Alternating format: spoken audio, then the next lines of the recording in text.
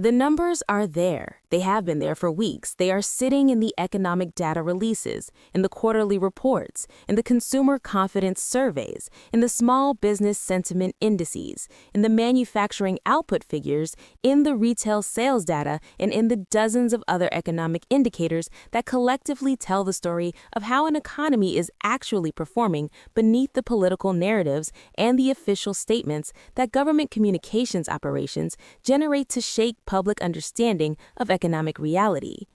The collapse is not hidden in some secret document or buried in classified intelligence. It is hidden in plain sight, sitting in publicly available data that is being systematically downplayed, reframed, selectively cited, and in some cases, simply not reported in the mainstream coverage of a political environment that has too many other simultaneous crises competing for attention. But the economic story that is being hidden in plain sight is not a minor footnote to the political drama of the Trump administration's second term.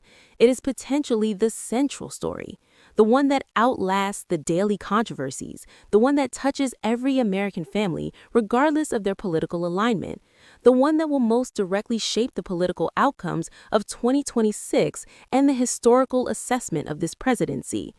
And the people who are paying closest attention to the actual economic data, the economists, the Federal Reserve officials, the business analysts, the financial market participants whose livelihoods depend on reading economic reality accurately rather than politically, are seeing something in that data that the official White House narrative is working very hard to obscure.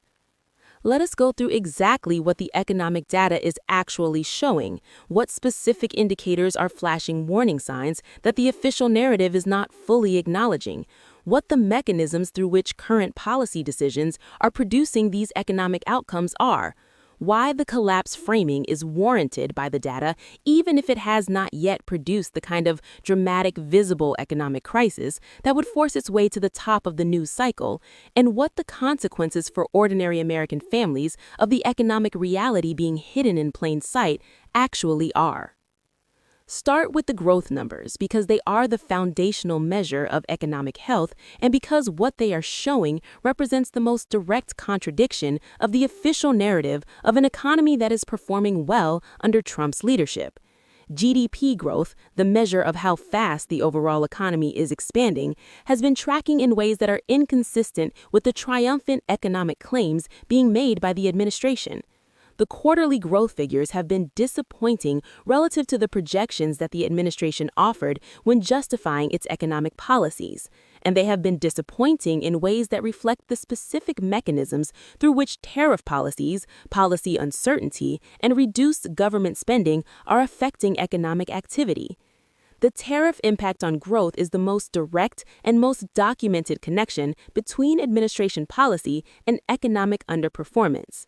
Tariffs are a tax. When the government imposes tariffs on imported goods, it is imposing a tax on the American businesses and American consumers who buy those goods. That tax reduces the purchasing power of American households and increases the costs of American businesses that depend on imported components, materials, and finished goods. The reduction in purchasing power and the increase in business costs both reduce economic activity, and the magnitude of the tariff increases being implemented by the Trump administration is sufficient to produce a measurable drag on GDP growth that shows up in the quarterly data for anyone willing to look at it honestly. The investment data tells a particularly worrying story. Business investment, the spending that companies make on equipment, on structures, on intellectual property, and on the other inputs that expand productive capacity and drive long-term growth, has been declining in ways that reflect the uncertainty that the current policy environment is generating.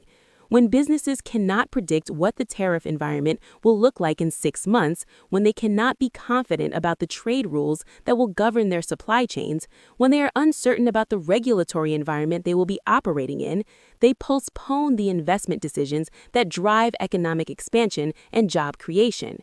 The investment data is capturing that postponement in numbers that are clearly visible in the economic reports that are being published regularly and that are being systematically underemphasized in the administration's economic communications. The consumer data adds another dimension to the economic picture being hidden in plain sight. Consumer spending is the engine of the American economy, accounting for approximately 70% of total economic activity. When consumers spend confidently and generously, the economy grows. When they pull back, growth slows. Consumer confidence measures, which track how Americans feel about the economic present and the economic future, have been declining persistently in ways that reflect the accumulated economic anxiety that the current policy environment is generating. Americans are paying more for goods because of tariffs. They are worried about the future of programs they depend on because of budget proposals targeting Medicaid and food assistance. They are watching their retirement accounts experience volatility driven by market uncertainty about trade policy. And they are responding to all of these pressures by pulling back on discretionary spending in ways that are showing up in the retail sales data. The retail sales figures for the most recent reporting periods have come in below expectations in ways that signal consumer pullback rather than consumer confidence. The categories where the pullback is most pronounced are revealing because they show Americans making the specific consumption adjustments that people make when they are worried about their financial futures. Spending on big-ticket discretionary items, on furniture, on electronics, on recreational vehicles, on the categories that require consumers to feel financially secure and financially optimistic to purchase, is declining. Spending on necessities is holding up because people cannot stop buying food and medicine and basic household supplies, but the overall mix of what Americans are buying is shifting in ways that reflect anxiety rather than confidence. The small business sector is where the economic collapse hidden in plain sight is perhaps most visible and most consequential for understanding what is actually happening to the American economy at the ground level. Small businesses are the backbone of American economic vitality, accounting for approximately half of all private sector employment and the majority of net new job creation in normal economic conditions. The National Federation of Independent Business Sentiment Survey, which tracks how small business owners feel about current conditions and future prospects, has been deteriorating in ways that are being covered as a quarterly data release rather than as the major economic story it represents. Small business owners are reporting that their costs have increased significantly due to tariffs on the imported materials and components they depend on. They are reporting that their customers are pulling back on spending in ways that are reducing their revenues at the same time their costs are rising, a cost-revenue squeeze that is the specific economic condition that produces business failures and layoffs. They are reporting that access to credit has become more difficult or more expensive as the Federal Reserve maintains interest rates at levels that the administration has been demanding be reduced, but that the Fed has been resisting on the grounds that inflation has not fully returned to target. And they are reporting that the overall uncertainty of the current policy environment is making them reluctant to hire, to invest, or to take the risks that business growth requires. The labor market data has been the last line of defense for the official narrative of economic strength, and it is beginning to show cracks that the administration's communication operation is working hard to minimize. Job creation has continued, which is the specific data point that the administration most frequently cites as evidence of economic health. But the quality of job creation, the sectors in which new jobs are being created, and the wages those jobs pay, and the leading indicators that predict future job market conditions rather than reflecting current ones, are telling a more complicated story. The manufacturing sector, which was supposed to be the primary beneficiary of the tariff policies and the economic nationalism agenda that was central to Trump's economic promise, has not been showing the job creation that the promises implied. Manufacturing employment has been essentially flat or in some categories declining, reflecting the reality that tariffs that raise input costs for American manufacturers while their products face retaliatory tariffs in foreign markets are not a simple win for manufacturing employment. The auto sector, the steel sector, the agricultural equipment sector, and others are navigating the specific contradictions of a tariff policy that was supposed to protect them, but that has, in many cases, made their cost position worse rather than better. The inflation picture is the element of the economic collapse hidden in plain sight that most directly and most personally touches the daily lives of ordinary Americans. The Federal Reserve's preferred inflation measure has been running above the 2% target that the Fed considers consistent with price stability, and the specific components driving elevated inflation are ones that connect directly to the tariff policies being implemented by the administration.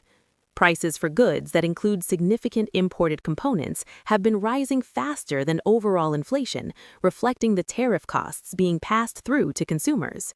Food prices, driven by both tariff effects on food supply chains and by the agricultural disruptions produced by retaliatory tariffs on American farm exports, have been rising in ways that are consuming a larger share of household budgets, particularly for lower-income families who spend a higher proportion of their income on food. The administration's official economic narrative has been to attribute these inflationary pressures to factors outside its control, to the economic inheritance from the previous administration, to global supply chain dynamics, and to the decisions of the Federal Reserve, whose independence Trump has been simultaneously attacking. The factual connection between specific tariff decisions and specific price increases is one that the economic data documents with a specificity that makes the deflection increasingly difficult to sustain. The financial markets are a final dimension of the economic collapse hidden in plain sight that deserves honest examination. Market volatility has been elevated in ways that reflect investor uncertainty about policy direction, about the Federal Reserve's independence question, about the trade war trajectory, and about the overall stability of the economic environment in which American companies are operating and in which American households are saving for retirement. The retirement account losses that Americans have experienced during periods of elevated market volatility are real losses that reduce the financial security of middle-class families who depend on their 401k accounts and their pension funds for the retirement security that decades of saving are supposed to provide. The economic collapse hidden in plain sight is not a single dramatic moment of crisis. It is an accumulation of data points that collectively describe an economy that is performing significantly below its potential and below the promises that justified the policies producing that underperformance.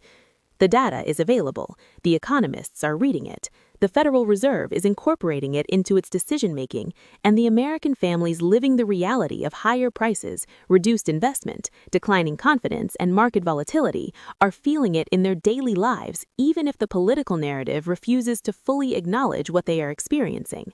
Hidden in plain sight, the numbers are there, and the American people deserve a political conversation that engages with what those numbers actually show.